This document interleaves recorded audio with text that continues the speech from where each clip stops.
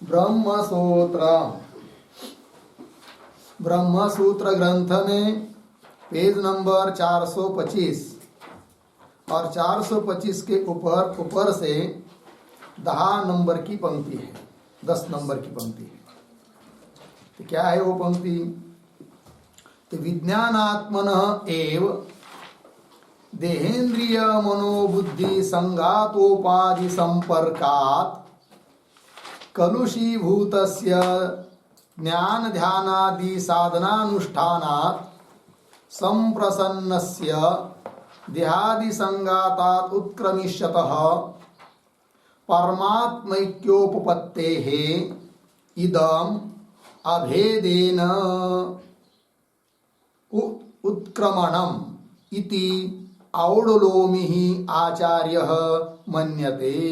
ठीक है, तो चलो भाई, तो बात यह चल रही है कि प्रथम अध्याय चतुर्थ पाद और चतुर्थ पाद का यह 6 नंबर का अधिकरण है। इस अधिकरण का विचार विषय वाक्य है आत्मा वा अरे द्रष्टव्य श्रोतव्य मंतव्य निधिध्यासितव्य इत्यादि। इस वाक्य के द्वारा द्रष्टव्य के रूप में परमात्मा का ही प्रतिपादन हुआ है, इस बात का निर्णय करने के लिए इस अधिकरण की प्रवृत्ति हुई है। तो पूर्व पक्षी का खंडन करके इस बात को सिद्ध कर दिया कि द्रष्टव्य श्रोतव्य के रूप में परमात्मा का ही प्रतिपादन है। किंतु एक प्रश्न उपस्थित पुनः हुआ कि उस प्रकरण के आरंभ में जो न वा अरे पत्यु कामाय इत्यादि आया है कि जिसमें प्रिय शब्द से सूचित भोक्ता जीव का निर्देश है, और उसी प्रकरण में आगे आत्मा व अरे द्रष्टव्य इत्यादि श्रुति आई है।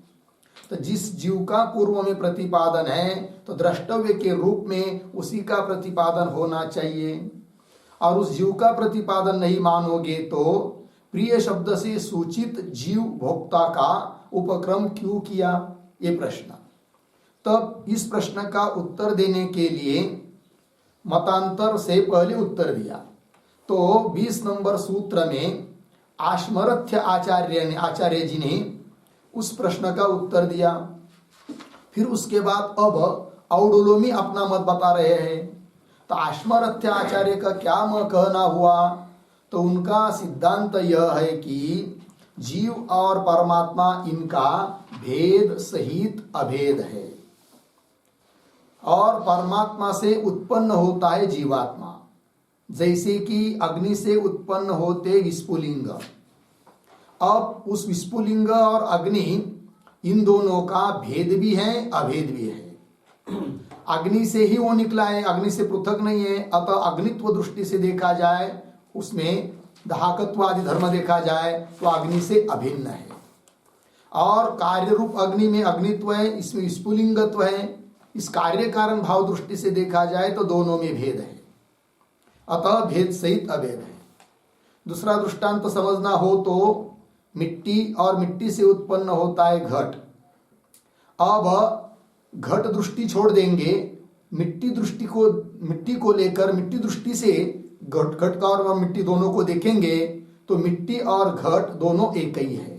अर्थात मिट्टी दृष्टि से घट का और मिट्टी का उपादान कारण मिट्टी का दोनों का अभेद है। किंतु उसके नाम और रूप को लक्षित करके दृष्टि में रखकर दोनों का विचार करेंगे तो दोनों में भेद है। घट यह नाम मिट्टी के लिए नहीं है, और कंबुग्रीवादिमान आकार और उसमें बीच में सब वो अवकाश होता है, पानी भरा जाता है, उसका कार्य, इन सब दृष्टि से देखेंगे तो घट अलग चीज है और मिट्टी अलग चीज है। दूसरी बात, घट में घटत्व है और मिट्टी में मृतिकात्व है, दोनों में भिन्न भिन्न धर्म है। अतः इस दृष्टि से भेद भी है, और केवल मिट्टी दृष्टि से ही दोनों को देखेंगे तो घट मिट्टी से अलग है नहीं है, तो अभेद भी है। उसी प्रकार परमात्मा का कार्य है जीव। अब चिद्रूपत्व धर्म को लेकर विचार करेंगे तो परमात्मा और जीव का अभेद है, और अवच्छेदक धर्मों को लेकर विचार करेंगे तो परमात्मा में ईश्वरत्व है या परमेश्वरत्व है और जीव में जीवत्व है, तो दोनों में अलग अलग है धर्म, अतः भेद भी है। तो भेद सहित अभेद का प्रतिपादन करते हैं कौन? आश्मरथ्याचार्य, आश्मरथ्य आचार्य, ठीक है ना। और वो हमेशा रहता है भेद सहित अभेद, कभी भी जीव का परमात्मा के साथ अभेद होता नहीं, ऐसा उनका सिद्धांत है।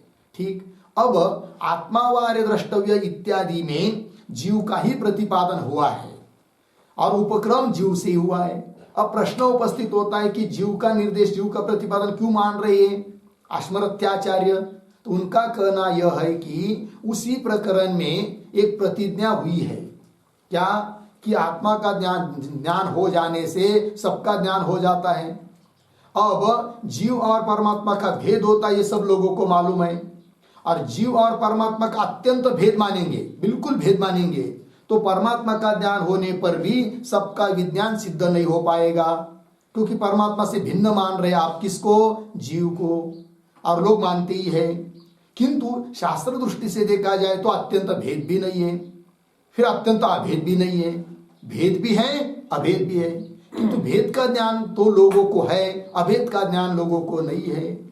और भेद ही मान लेंगे तो परमात्मा का ज्ञान होने पर भी सबका ज्ञान नहीं हो पाएगा, क्योंकि उस परमात्मा से भिन्न मान रहे आप जीव को।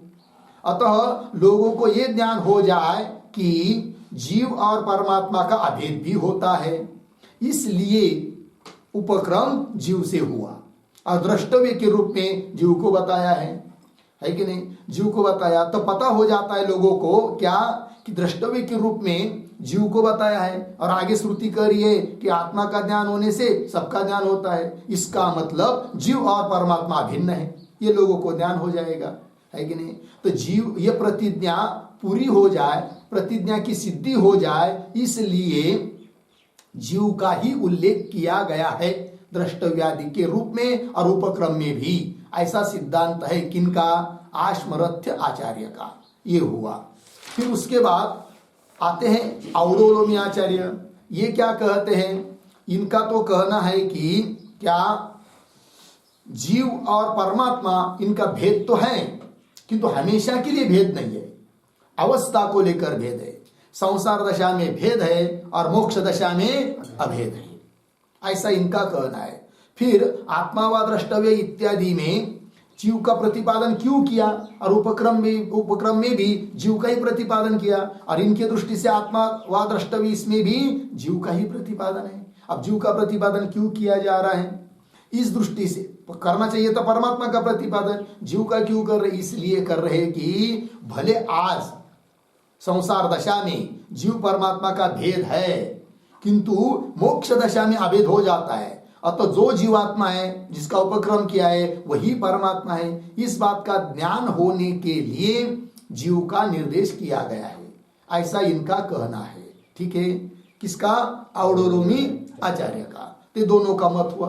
अब ये दोनों का भी मत का खंडन होना है, आगे के सूत्र में आएंगे, 22 नंबर सूत्र का व्याख्यान करेंगे तब। ठीक है, अब औडोलोमी आचार्य का क्या कहना है ये बात तो समझ में आ गई, किंतु उस सूत्र पर जो भाष्य है उस भाष्य को हम लोग अब देख रहे हैं। क्या? विज्ञानात्मन एव देहेन्द्रिय मनोबुद्धि संगात उपाधि संपर्कात कलुषीभूतस्य। तो देहेन्द्रिय से लेकर कलुषीभूतस्य इतना जो बड़ा पद है, यह विशेषण है किसका? पीछे शब्द आया है विज्ञानात्मन एव, इसका।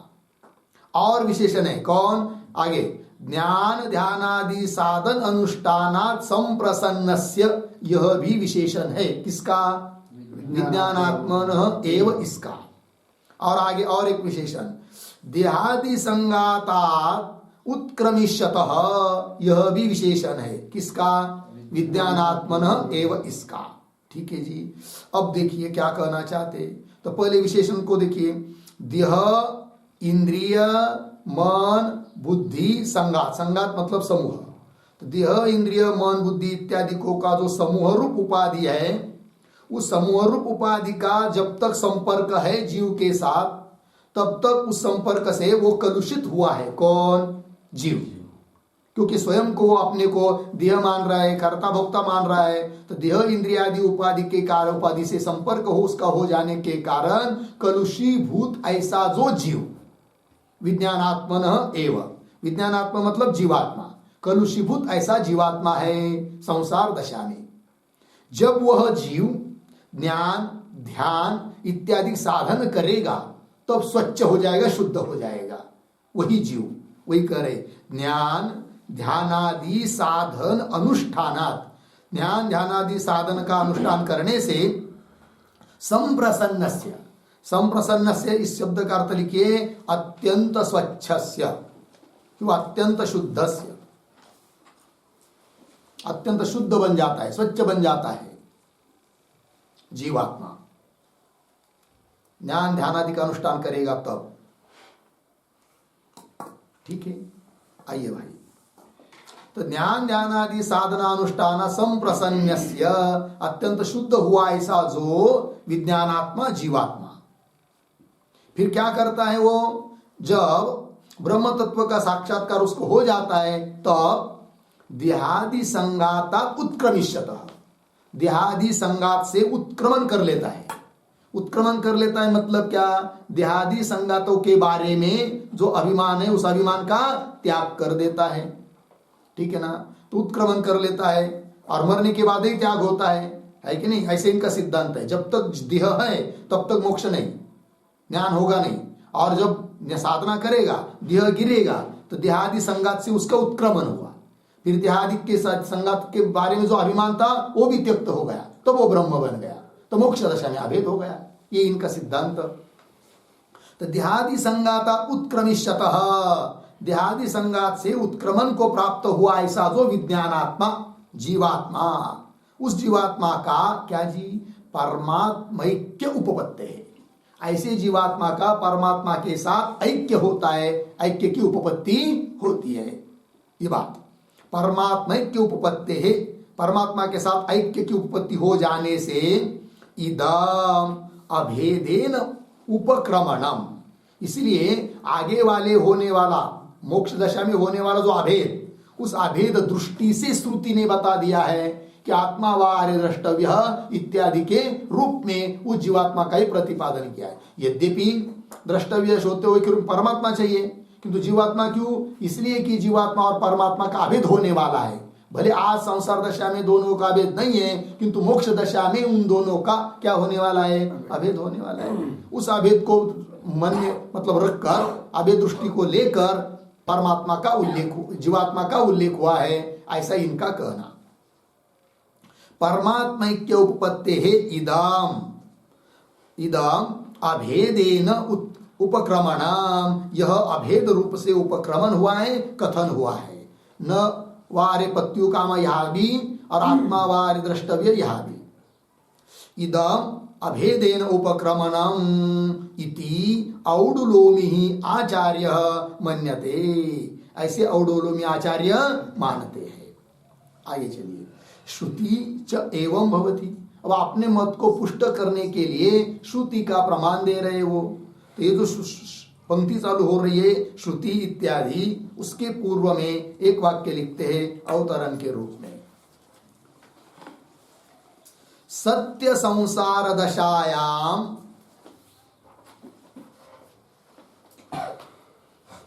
सत्य संसार दशायाम भेदः एव,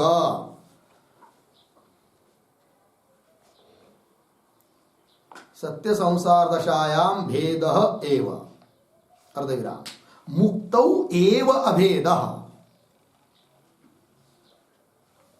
मुक्तौ एव अभेदः इति औडुलोमी मतम, औडुलोमी मतम पूर्णविराम, तत्र मानम आह श्रुति ही इति।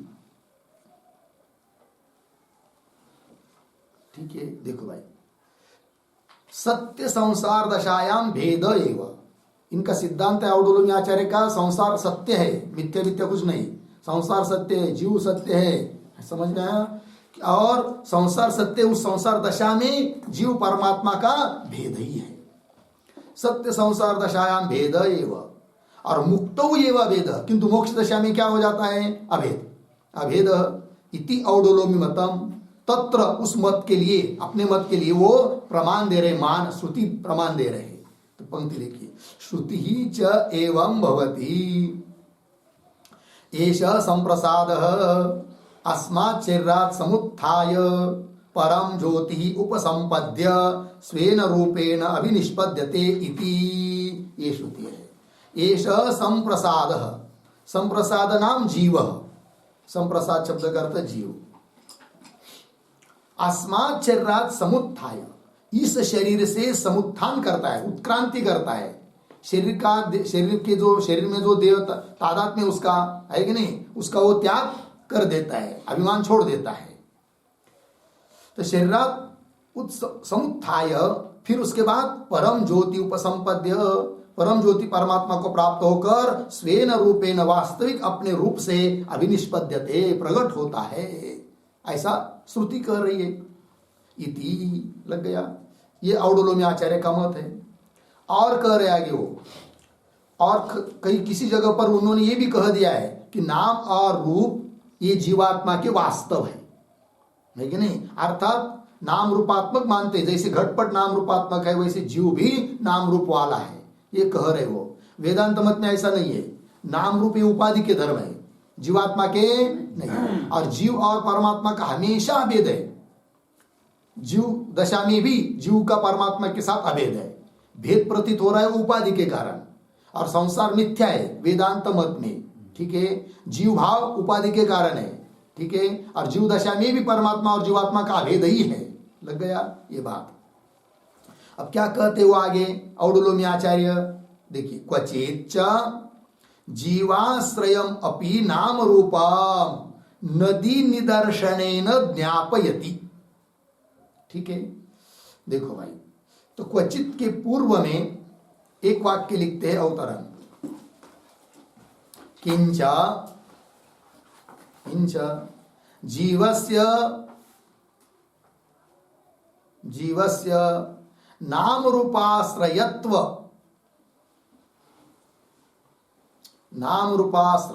अवगमात् अपि नाम रूपाश्रयत्वावगमात् अपि नाम रूप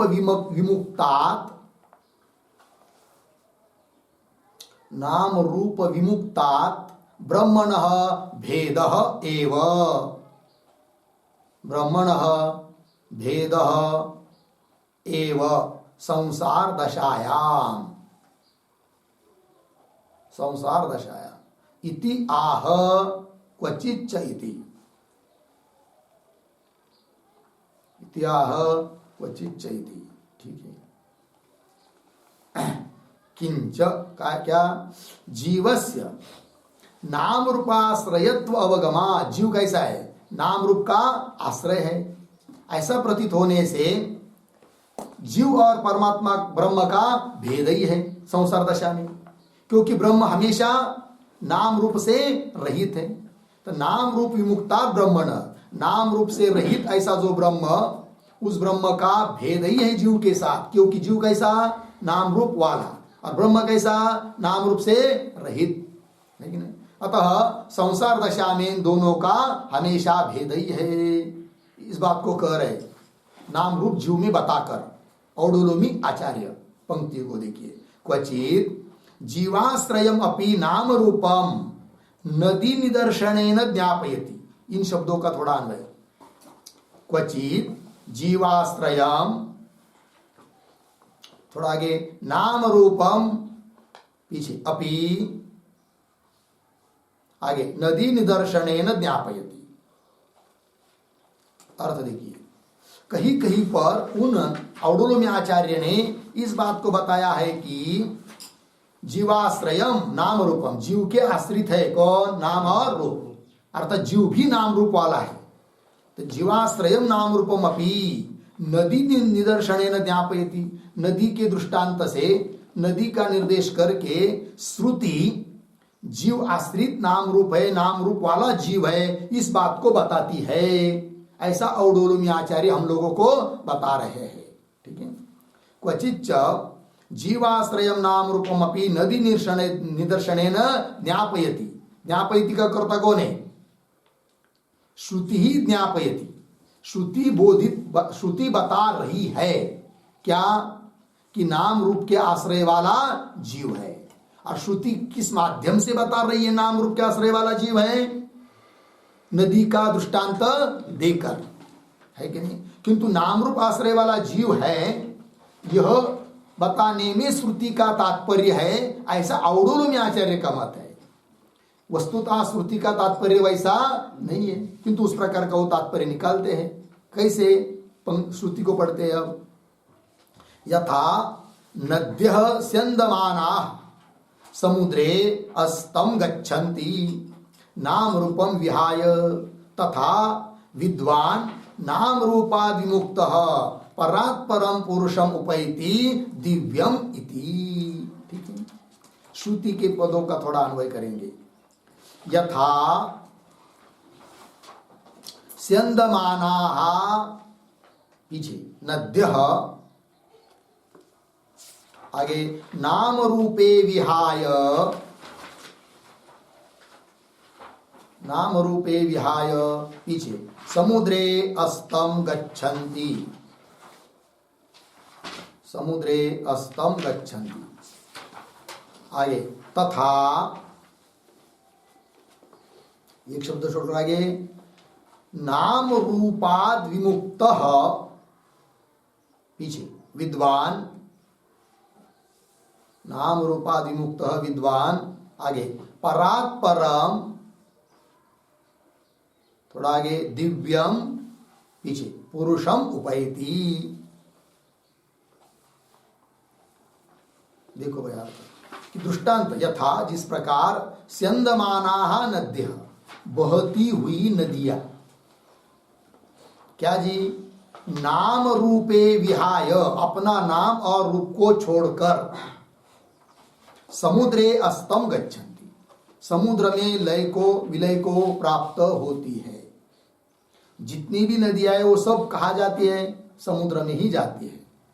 किंतु समुद्र में मिलने के पहले उन सभी नदियों का अपना अपना अलग अलग नाम होता है, अपना अपना अलग अलग रूप होता है, आकार, है कि नहीं? कोई सीधी बहेगी, कोई टेढ़ी मेढ़ी, कोई बहुत दूर से, कोई इधर से बहती है, कोई छोटे रूप में, कोई बड़ी रूप में, और किसी का जल अत्यंत स्वच्छ, किसी का जल मलिन। तो सभी नदियों का नाम और रूप समुद्र में मिलने के पहले नाम रूप कैसा है? अलग अलग है। किंतु जब समुद्र में मिल जाते हैं तब उनका, ये गोदावरी है, सरस्वती है, नर्मदा है, कावेरी है, इस प्रकार का नाम भी रहता नहीं समुद्र में मिल जाने के बाद, और उसका रूप भी कोई अलग से रहता नहीं। नाम रूप का त्याग करके वो समुद्र में मिल जाती है। ये दृष्टांत हुआ। उस प्रकार तथा क्या जी? नाम रूपाद विमुक्त विद्वान, नाम रूप का त्याग कर दिया है जिसने, ऐसा विद्वान ज्ञानी पुरुष भी क्या जी? परात् परम दिव्यम पुरुषम उपैति, पर से पर जो अत्यंत पर, ऐसा श्रेष्ठ जो दिव्य पुरुष है परमात्मा, उस परमात्मा पुरुष के साथ अभेद को प्राप्त हो जाता है मोक्ष दशा में, नाम रूप को छोड़कर। इसका मतलब संसार दशा में भेद, मोक्ष दशा में अभेद, और संसार दशा में नाम रूप वाला है कौन? जीवात्मा, ऐसा इनका कहना। तो इस जो यह जो श्रुति है उसी का व्याख्यान कर रहे आगे। यथा लोके, लोक व्यवहार में, नद्यः स्वाश्रयमेव नाम रूपम विहाय, जिस प्रकार लोक में नदियां अपने आश्रित जो नाम और रूप है उन नाम रूप का त्याग करके समुद्रम उपयंती, समुद्र को प्राप्त हो जाती है नदियां। एवं इस प्रकार जीवः अपि, जीव भी स्वाश्रयमेव नाम रूपम, अपने ही आश्रित जो नाम और रूप है उस नाम रूपम विहाय, जीव भी अपने नाम रूप का त्याग करके परम पुरुषम उपैति, परम पुरुष परमात्मा उसके साथ अभेद को प्राप्त हो जाता है कि नहीं? इति ही मंत्रार्थ, यही इस मंत्र का अर्थ है। मुंडकोपनिषद का जो अभी ऊपर मंत्र दिया ना, यथा नद्य स्यन्दमान इत्यादि, यही इस मंत्र का अर्थ, मंत्रार्थ प्रतीयते, ये मंत्र का अर्थ प्रतीत हो रहा है। बोलेंगे कैसा आपको इस प्रकार का मंत्र का अर्थ प्रतीत हो रहा है? तब कह रहे प्रतीयते दृष्टांत दाष्टान्तिकयोः तुल्यतायै, है कि नहीं। दृष्टांत है नदियों का और दाष्टान्त है जीव का। तो दृष्टांत और दाष्टान्त इन दोनों में तुल्यता करने के लिए इसी प्रकार का अर्थ मंत्र का है यह प्रतीत होता है कि नहीं। अतः कुल मिलाकर तात्पर्य संसार दशा में जीव स्वभावतः नाम रूप वाला है, न कि जीव में औपाधिक नाम रूप है, अपितु कैसे है स्वाभाविक नाम रूप वाला है। और जब उसको मोक्ष प्राप्त करना रहता है तब वह ज्ञान ध्यान आदि करके शुद्ध हो जाता है, ब्रह्म से अभिन्न हो जाता है, नाम रूप का त्याग कर देता है, तो वो ब्रह्म के साथ अभेद को प्राप्त होता है मोक्ष दशा में। ऐसा इनका कहना है, किनका, औडालोमी आचार्य का, ठीक है कि नहीं। हाँ चलिए फिर ये बात हो गई। अब 21 नंबर के सूत्र का भाष्य पूरा हुआ। अब 22 नंबर के सूत्र का विचार करेंगे। तो 22 नंबर का जो सूत्र है उसका उच्चारण और अर्थ पहले देख लेते हैं, फिर उसके भाष्य को देखेंगे। अवस्थिते रीति काश कृत्स्न,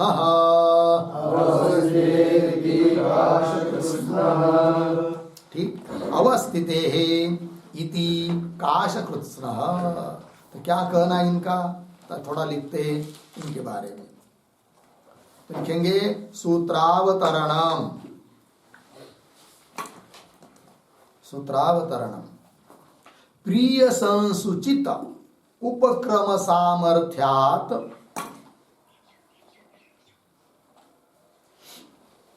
प्रिय संसुचित उपक्रम सामर्थ्यात्, प्रिय संसुचित उपक्रम सामर्थ्यात्, उद्धरण चिन्ह में आत्मा वा अरे द्रष्टव्यः, उद्धरण चिन्ह 1, इति इदं वाक्यम्,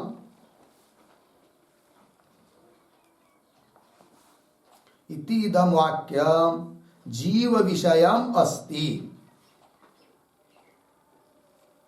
जीव विषयम् अस्ति, इति यद् उक्तम्, इति यद् उक्तम् तस्य परिहाराय, तस्य परिहाराय सिद्धांत पक्षम आह,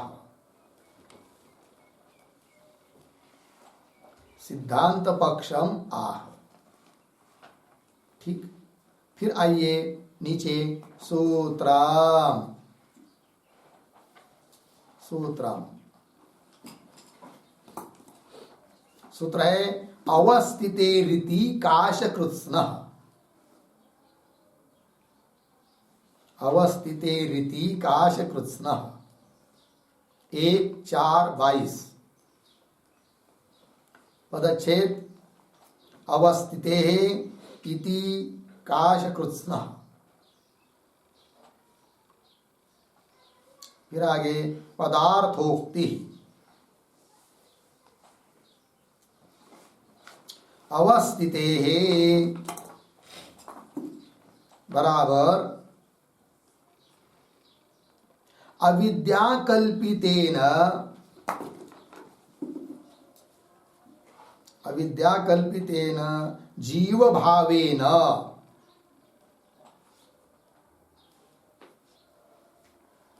अविद्याकल्पितेन जीव भावेन विशुद्धस्य ब्रह्मण एव, विशुद्धस्य ब्रह्मण एव अवस्थानात्, अवस्थानात् उपपन्नः भवति, उपपन्नः भवति जीवोपक्रमः, जीवोपक्रमः पूर्ण विराम, प्रतीक इति बराबर एवं, एवं आगे प्रतीक काश कृत्स्न बराबर श्रुति तात्पर्यज्ञ, श्रुति तात्पर्यज्ञ काशकृत्स्नः आचार्यः मन्यते। काशकृत्स्नः आचार्यः मन्यते, पूर्ण विराम। नीचे की पंक्ति में अतः द्रष्टव्ये परब्रह्मणि, द्रष्टव्ये परब्रह्मणि मैत्रेयी ब्राह्मण वाक्यम,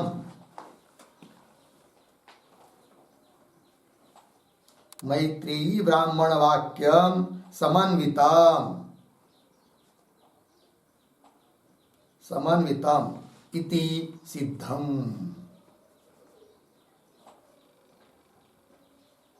समन्वितम इति सिद्धम, ठीक है। चलो भाई अर्थ तो सूत्रावतरण में देख लिखा, प्रिय संसूचित उपक्रम सामर्थ्यात्, प्रिय शब्द से सूचित जो जीव उसका उससे उपक्रम हुआ है, न वारे पत्यु कामयामे, उपक्रम सामर्थ्यात्। फिर आगे आया हुआ वाक्य आत्मा वारे द्रष्टव्य इतीदम वाक्यम जीव विषय मस्ति, जीव विषय के मानो होना चाहिए। इति यद उक्तम, जीव विषयक है। इति यद उक्तम, ऐसा जो पूर्व पक्षी बोला पीछे, तस्य परिहाराय, उसका परिहार करने के लिए अब सिद्धांत पक्ष को बताया जा रहा है।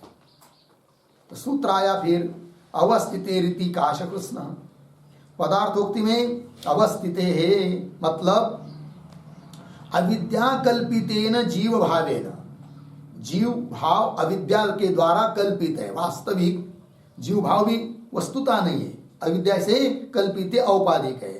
तो अविद्या कल्पितेन जीव भावेन, अविद्या से कल्पित जो जीव, उस जीव भाव के रूप में परमात्मा ही अवस्थित है, परमात्मा ही स्थित है।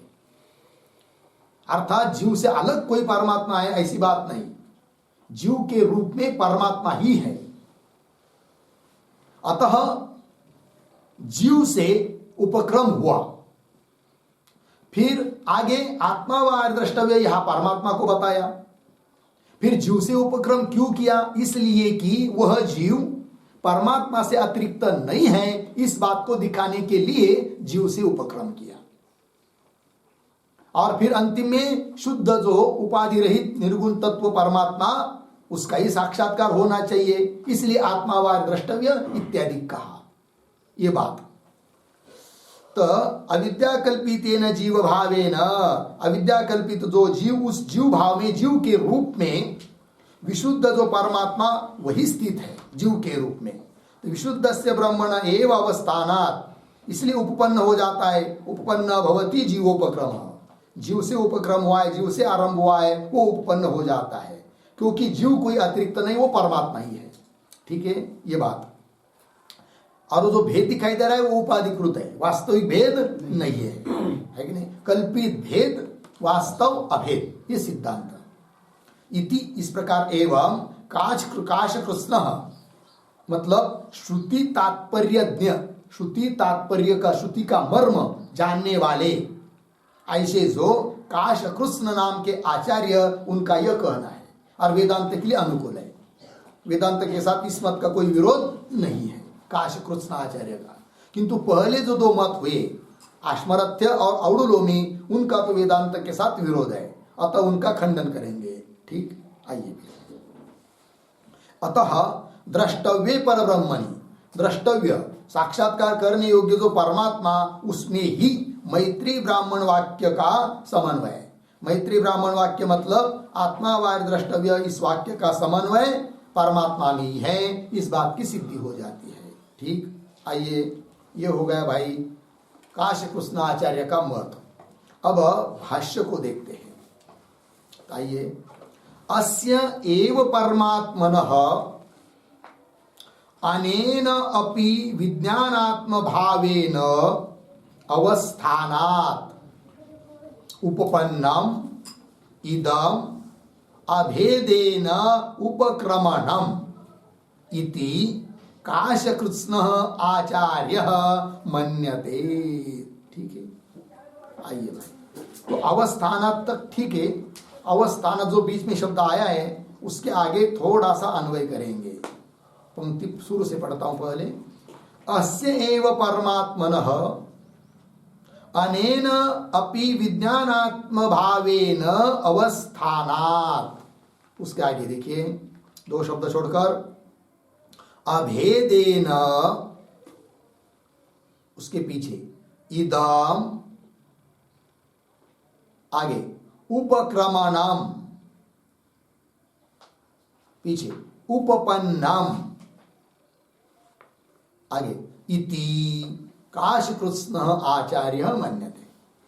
देखो भाई, अस्यैव परमात्मनः, यह जो परमात्मा है ब्रह्म, तो परमात्मनः अनेन अपि विज्ञानात्म भावेन, इस जीवात्म भाव रूप से भी अवस्थानात्, यह परमात्मा ही इस जीव भाव के रूप में स्थित है, अवस्थित है।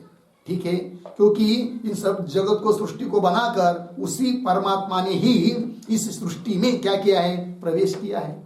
अतः जीवात्मा कोई परमात्मा से भिन्न नहीं है। अस्य एव परमात्मनः अनेन अपि जी विज्ञानात्म भावेन, इस विज्ञानात्म भाव से भी जीव के रूप में भी अवस्थानात्, परमात्मा स्थित होने के कारण क्या जी, अभेदेन, दोनों का अभेद है, अभेद होने से अभेदेन इदम उपक्रमणम, यह जो उपक्रम हुआ है जीव को लेकर, उपक्रमम उपक्रमणम उपपन्न हो जाता है। इति काशकृत्स्न आचार्य मन्यते, ऐसा काशकृत्स्न आचार्य मानते हैं। ठीक,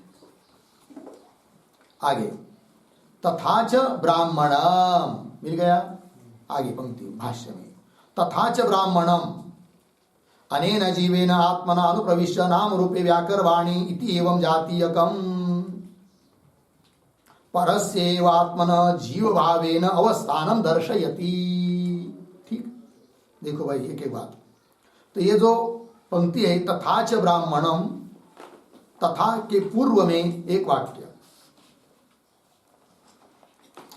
परमात्मनः एव, परमात्मनः एव जीवेन अवस्थाने, जीवेन अवस्थाने मानम आह, मानम आह तथा च इति।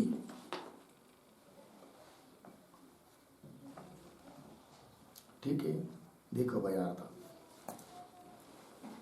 तो परमात्मा एव, परमात्मा ही जीव के रूप में स्थित है, इस बारे में मान अर्थात प्रमाण दे रहे हैं। ठीक है, तथा च ब्राह्मणम, ब्राह्मण मतलब ब्राह्मण वाक्य, ब्राह्मण मतलब कोई मनुष्य ब्राह्मण नहीं, ब्राह्मण वाक्य, ब्राह्मण ग्रंथ एक नाम है उस प्रकरणों का।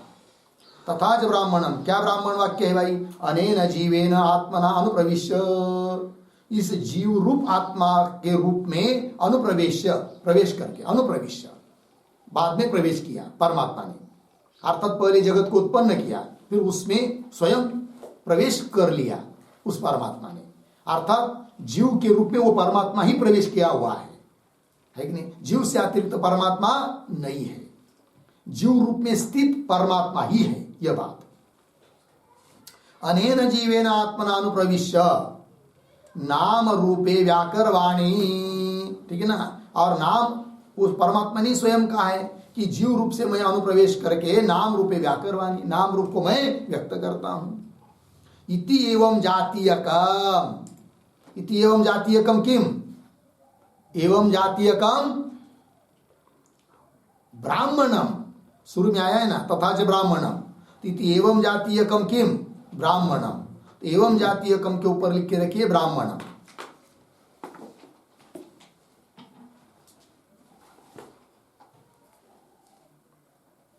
फिर आगे चलिए, इति एवं जातीयकम ब्राह्मणम, क्या कहता है ये ब्राह्मण वाक्य, परस्य एव आत्मनः, परस्य एव आत्मनः मतलब परमात्मनः, परमात्मा ही जीव भावेन अवस्थानम दर्शयति। यह ब्राह्मण वाक्य इस बात को दिखा रहा है कि परमात्मा ही जीव भावेन, जीव के रूप में अवस्थित है, स्थित है। ठीक है जी, तो जीव के रूप में परमात्मा ही स्थित है, इस बात को द्योतित करने के लिए उस प्रकरण का उपक्रम आरंभ जीव से किया गया है, और वो जीव परमात्मा से भिन्न नहीं है इस बात को बताने के लिए फिर आगे जाकर बताया आत्मावार्य द्रष्टव्य, परमात्मा का निर्देश किया है कि नहीं। इससे सिद्ध क्या हुआ कि शुरू में जिस जीव को बताया वह जीव के रूप में परमात्मा ही है, और उस जीव से परमात्मा भिन्न नहीं है, अतः आत्मावार्य द्रष्टव्य, उस परमात्मा का साक्षात्कार करना चाहिए। इसका मतलब जीव और परमात्मा का अत्यंत अभेद ही है। वेदांत मत में, इस मत में अत्यंत अभेद है, मतलब कभी भेद हुआ ही नहीं है, और जो भेद प्रतीत हो रहा है वो उपाधि के कारण हो रहा है, वो मिथ्या है, कल्पित है। संसार मिथ्या है, जीव भाव मिथ्या है कि नहीं। ये बात मतलब जीवत्व जो उपाधि के कारण प्रतीत हो रहा है वो मिथ्या है, वो चैतन्य रूपेण परमात्मा तो जीव परमात्मा दोनों एक ही है, ये बात दर्शयति। और आगे चलिए, मंत्र वर्णश्च, मतलब केवल ब्राह्मण वाक्य ही प्रमाण है, ये बात नहीं, मंत्र भी प्रमाण है इस बात के लिए, ऐसा कह रहे हैं।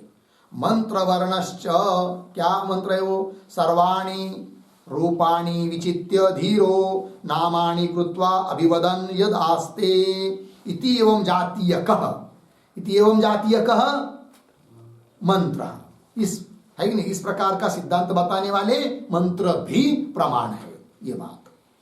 तो ये तो पंक्ति चालू हुई ना, मंत्र वर्णश्च, उसके पूर्व में एक वाक्य लिखेंगे अवतरण के रूप में, न केवलम ब्राह्मणम, न केवलम ब्राह्मणम परापरयोः ऐक्यम, परापरयोः ऐक्यम दर्शयति,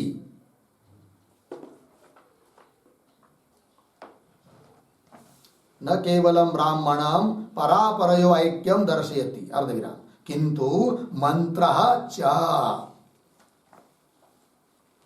इति आह मंत्र इति।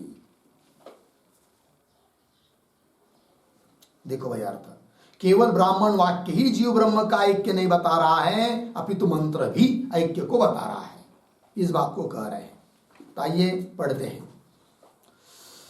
तो मंत्र वर्णश्च, यहां से लेकर जो अंतिम में शब्द आया एवं जातीयकः, यहां तक जो पंक्ति पढ़ी हम लोगों ने, श्रुति भी उसमें आ गई, तो शब्दों का अन्वय कर लेते हैं सभी शब्दों का। बीच में आया है धीर, तो वहां से पकड़ेंगे। तो धीर, उसके पीछे सर्वाणि रूपाणि विचित्य, सर्वाणि रूपाणि विचित्य, आगे नामानि कृत्वा अभिवदन यद आस्ते,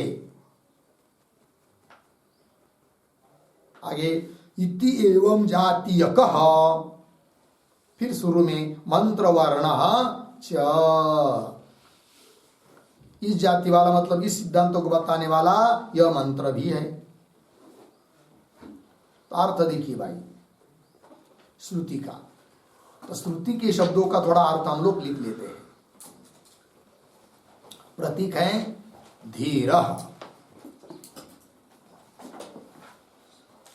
धीर बराबर सर्वज्ञ, अर्धविराम, आगे सर्वाणि रूपाणि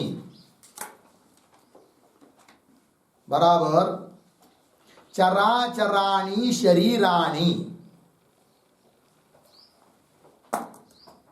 चराचराणि शरीराणि, फिर आगे प्रतीक विचित्य, विचित्य बराबर निर्माय, निर्माय बराबर सृष्ट्वा,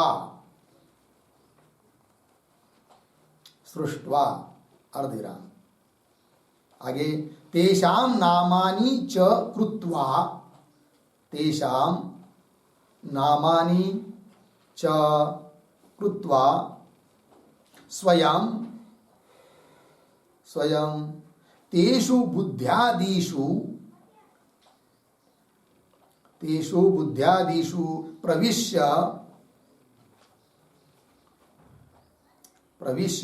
अभिवदनादिकम, अभिवदनादिकम, कौन में लिखिए, भाषणादि करता हुआ, भाषण आदि करता हुआ, कौन बन, कुर्वन् यह वर्तते, यह वर्तते, पूर्ण विराम, तम एवं भूतम, तम एवं भूतम विद्वान, विद्वान इह एव, इह एव अमृतः भवति, अमृतः भवति, पूर्ण विराम, इति मंत्रः अपि,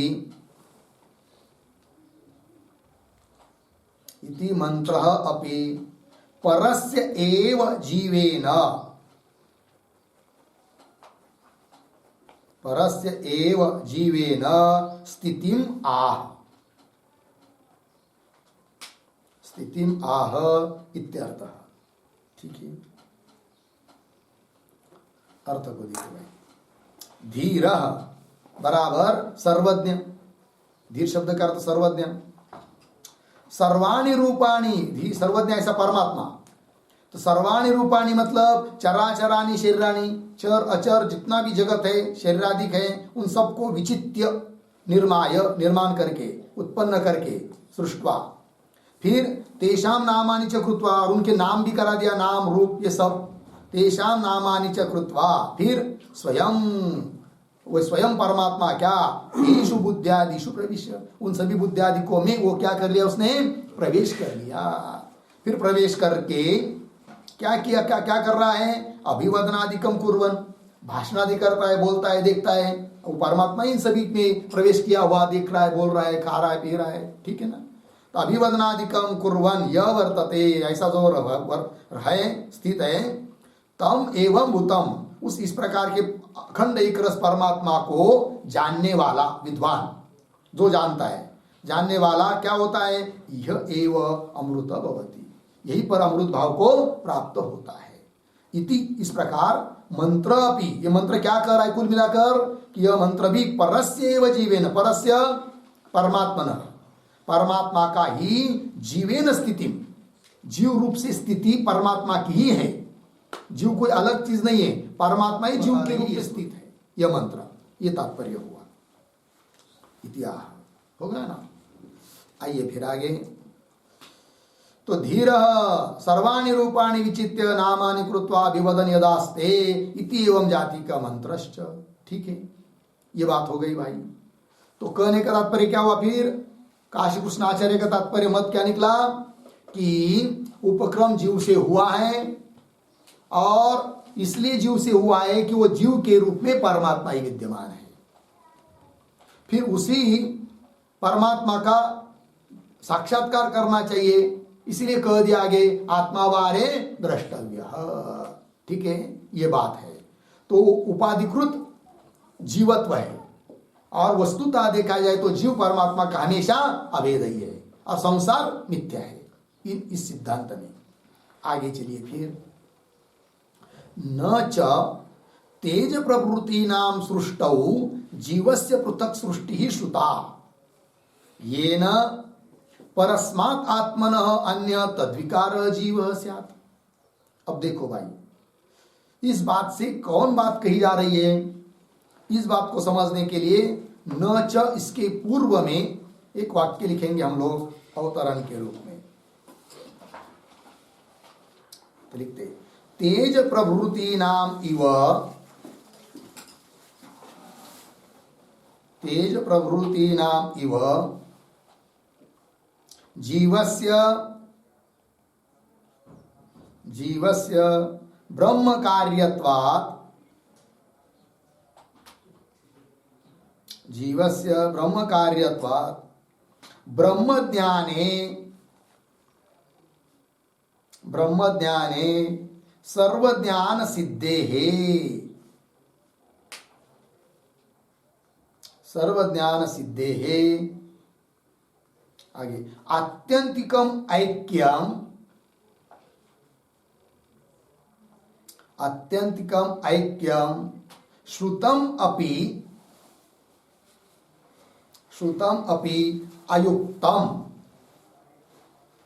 अयुक्तम इति आशंक्य आह न च इति। ठीक है, देखो भाई, तेज प्रभृति नाम इव, पूर्व पक्षी कहता है कि जैसे तेज, वायु, अग्नि, आकाश ये सब उस परमात्मा से उत्पन्न होते हैं, उसकी तरह तेज प्रवृत्ति नाम इव जीवस्य ब्रह्म कार्यत्वा, जीव को भी ब्रह्म का कार्य मान लो। कारण ब्रह्म, कार्य जीव, अर्थात ब्रह्म से उत्पन्न हुआ जीव, ऐसा मान लो। वेदांत मत में ये नहीं है, जीव ब्रह्म से उत्पन्न नहीं होता है कि नहीं? जीव भी अनादि है, परमात्मा भी अनादि है, उपाधिकृत भेद है ये बात। किंतु पूर्व पक्षी कह रहा है कि जैसे तेज आदि की उत्पत्ति परमात्मा से होती है, उस प्रकार जीव भी ब्रह्म का कार्य मान लो। फिर क्या लाभ क्या होगा? तो वो ही बोल रहा है पूर्व पक्षी, जीवस्य ब्रह्म कार्यत्वात् ब्रह्म ज्ञाने सर्वज्ञान सिद्ध है। ब्रह्म का ज्ञान होने से सबका ज्ञान ये सिद्धि हो जाएगी, क्योंकि ब्रह्म का ज्ञान होने से तेज आदि का भी ज्ञान हो जाता है। ये कह सकते हैं, क्यों? तेज आदि ब्रह्म का कार्य है। उस प्रकार ब्रह्म का ज्ञान होने से जीव का भी ज्ञान हो जाएगा, क्योंकि जीव को भी हम लोग मानेंगे ब्रह्म का कार्य कारण का भेद होता है। तो कारण रूप परमात्मा को जान लिया तो कार्य रूप जैसे तेज आदि को जान लिया ये सिद्ध होता है, उस प्रकार जीव का भी जानना सिद्ध हो जाएगा, ऐसा कहना चाहता है पूर्व पक्षी। तो ब्रह्म ज्ञाने सर्वज्ञान सिद्ध है। फिर आत्यंतिकम ऐक्यम श्रुतम अपि, पूर्व पक्षी बोल रहा है कि आत्यंतिक दोनों का ऐक्य है, यह श्रुति ने बताया होने पर भी वो अयुक्त है। ऐसा आत्यंतिक ऐक्य मत मानो, अभी तो क्या मानो? भेद सहित अभेद मानो, कार्य मानो जीव को और कारण मानो परमात्मा को, और अभेद की सिद्धि हो जाएगी। क्या अभेद मतलब? परमात्मा का ब्रह्म का साक्षात्कार कर लेने से सबका ज्ञान ये भी बन जाएगा काम, क्योंकि आप मानेंगे किसको? जीव को कार्य मानेंगे, किसका? ब्रह्म का। ये बात। तो आत्यंतिकम ऐक्यम श्रुतम अपि अयुक्तम इति आशंक्य, ऐसी यदि शंका करता है पूर्व पक्षी, तब उत्तर दे रहे न च। क्या उत्तर देंगे कि अरे भाई, तेज प्रवृत्ति की तो उत्पत्ति श्रुति ने बताई है। जैसे तेज प्रवृत्ति, तेज इत्यादि उस परमात्मा से उत्पन्न होता है, उस प्रकार जीव भी यदि परमात्मा से उत्पन्न हुआ रहता तो श्रुति उस प्रकार का उल्लेख करती कि जीव परमात्मा से उत्पन्न हुआ है, किंतु ऐसा कहीं पर भी निर्देश मिलता नहीं है। अतः जीव परमात्मा का कार्य है, इस बात को कह नहीं सकते। ये कह रहे भाष्यकार भगवान सिद्धांती। न च तेज प्रवृत्ति नाम सृष्टौ जीवस्य पृथक सृष्टि श्रुता, न का अन्वय श्रुता के साथ होता है। तो क्या अर्थ हुआ वाक्य का? च तेज प्रवृत्ति नाम सृष्टौ, तेज प्रवृत्ति मतलब इत्यादि, तेज इत्यादि की उत्पत्ति तो बताई है, तो बताने पर भी जीवस्य पृथक सृष्टि न श्रुता, जीव भी स्वतंत्र रूप से उस परमात्मा से तेज आदि की तरह उत्पन्न होता है, ऐसा कहीं पर भी श्रुति ने बताया नहीं है। अतः परमात्मा का कार्य जीव है ये मान नहीं सकते, परमात्मा का विकार जीव है इस बात को मान नहीं सकते। न श्रुता पृथक सृष्टि न श्रुता। येन परस्मात् आत्मनः अन्य तद विकार जीव स्यात्। तो ये न से लेकर स्यात् तक जो शब्द है उनका थोड़ा अन्वय, ये न आगे जाकर अंतिम में जीव, फिर पीछे परस्मात् आत्मन अन्य तद विकार स्यात्। ठीक है, ये न जिससे कि जीव परस्मात् आत्मन मतलब परमात्मा से अन्य, तद विकार मतलब परमात्मा का विकार, परमात्मा का कार्य हो सके, किंतु ऐसा नहीं है। मतलब क्या? पीछे के वाक्य संदर्भ, तेज आदि की उत्पत्ति जैसी सृष्टि ने बताई है, उस प्रकार जीव भी परमात्मा से उत्पन्न होता है, ऐसा बताया नहीं है। यदि बताया रहता तो ये ना, तब क्या होता, तब जीव उस परमात्मा का है ने, क्या है, जीव परस्मात् आत्मनः अन्य, उस परमात्मा से अन्य, उस परमात्मा का विकार कार्य है ऐसा माना जाता। कब? जब श्रुति ने जीव की उत्पत्ति परमात्मा से बताई होती रहती, तब क्या माना जाता कि परमात्मा से अन्य जीव है और परमात्मा का कार्य जीव है। किंतु ऐसा श्रुति ने कहीं पर भी बताया नहीं है। अतः परमात्मा का कार्य है जीव, ऐसा मान नहीं सकते। ये बात हो गया ना। आगे और यदि समझ लीजिए परमात्मा का कार्य मानेंगे किसको? जीव को, तो क्या क्या आपत्ति आएगी? तो वो सब आगे थोड़ा आने वाला है। तो उसके पहले अब क्या करें? काश कृत्स्नस्य आचार्यस्य अविकृत परमेश्वर जीव नान्य इति मतम। फिर काश कृष्ण जो अंतिम का मत बताया 22 नंबर सूत्र में, उनका क्या मत है, क्या सिद्धांत है, वो बता रहे हैं।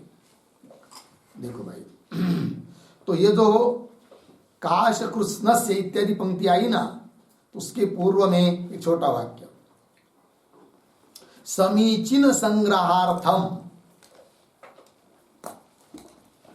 समीचीन संग्रहार्थम पक्षत्रयम् विभजते, पक्षत्रयम् विभजते काशकृत्स्न इति। ठीक है, समीचीन मत ही लिया जाए, उसका ही संग्रह किया जाए, इसलिए अब तीनों मतों का थोड़ा थोड़ा उल्लेख कर रहे भगवान भाष्यकार। तो पहले उल्लेख हो रहा है जो अंतिम का मत है काश कृष्णाचार्य का, उनका पंक्ति देखिए, काश कृष्णस्य आचार्यस्य अविकृतः परमेश्वरः जीवः न अन्यः इति मतम।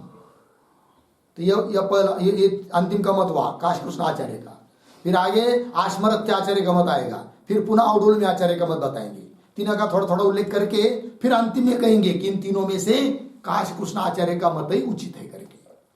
ठीक है, तो देखिए ये जो पंक्ति पढ़ी हम लोगों ने, उनके शब्दों का थोड़ा अन्वय। बीच में आया है जीव, जीव, पीछे आइए अविकृत परमेश्वर,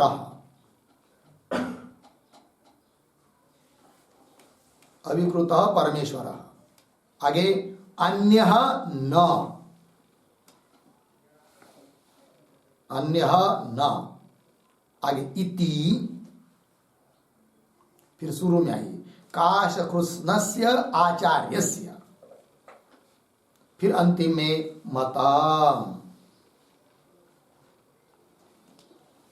देखो भाई, तो जीव अविकृत परमेश्वर, विकार रहित परमेश्वर ही है। कौन? जीव। जीव कोई परमात्मा से भिन्न नहीं है, अन्य न, अन्य नहीं है। इति यह काश कृष्ण आचार्य का क्या हुआ? मत हुआ, जो कि अंतिम मत है, तृतीय मत बताया था।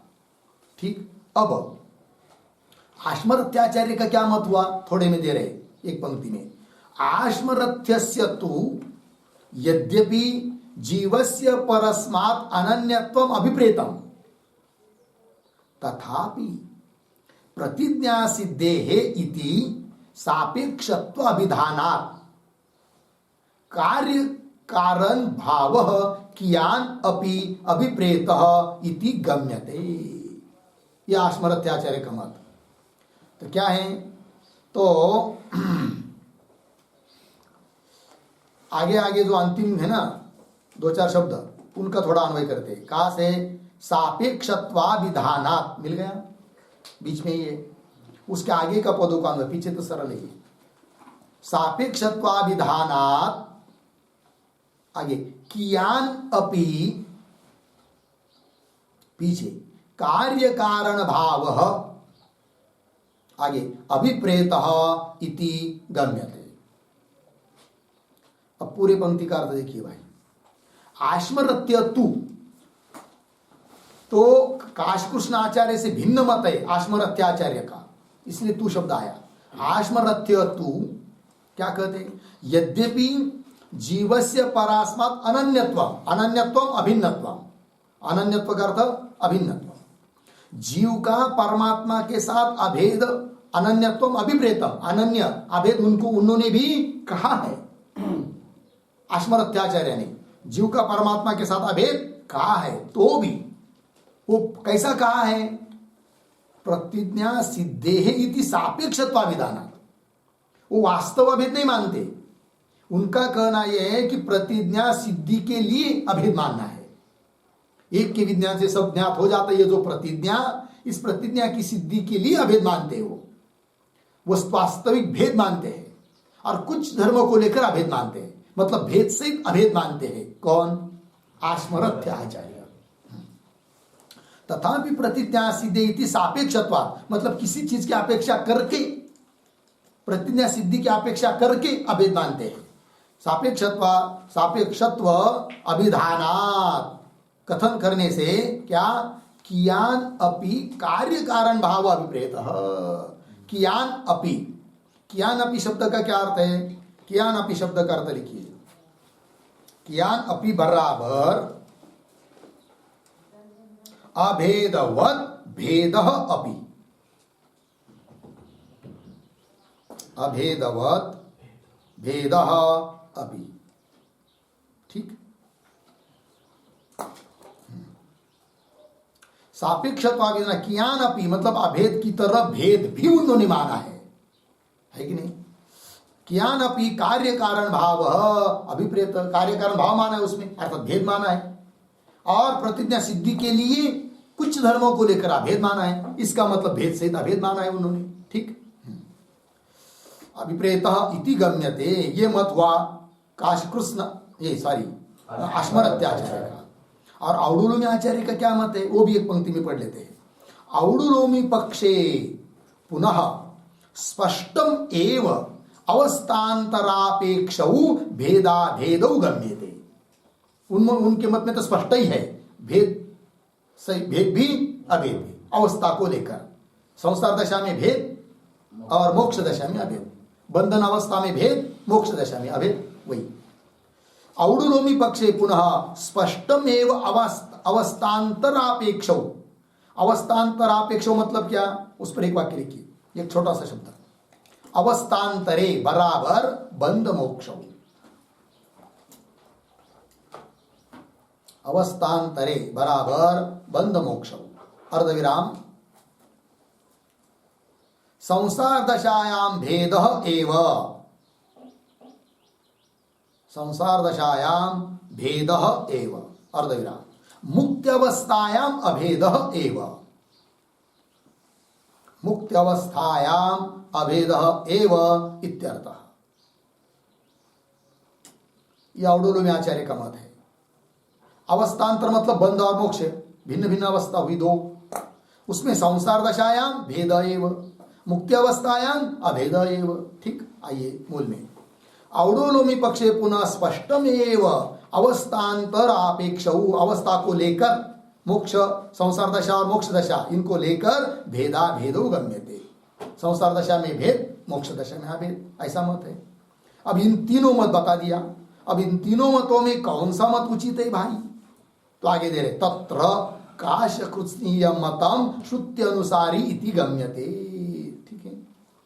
तत्र, तत्र के पहले एक वाक्य लिखिए छोटा सा, तत्र अन्त्यस्य मतस्य, तत्र अन्त्यस्य मतस्य उपादेयत्वम आह, काशकृत्स्न इति, ठीक है। तत्र मतलब इन तीन मतों में अंतिम का जो मत है वो उपादेय ग्रहण करने योग्य है। अंतिम मतलब भाष्य में अभी अभी बताया हुआ अंतिम वो नहीं, वो तो अंतिम में फिर औडुलोमी का आ जाएगा, सूत्र के दृष्टि से अंतिम।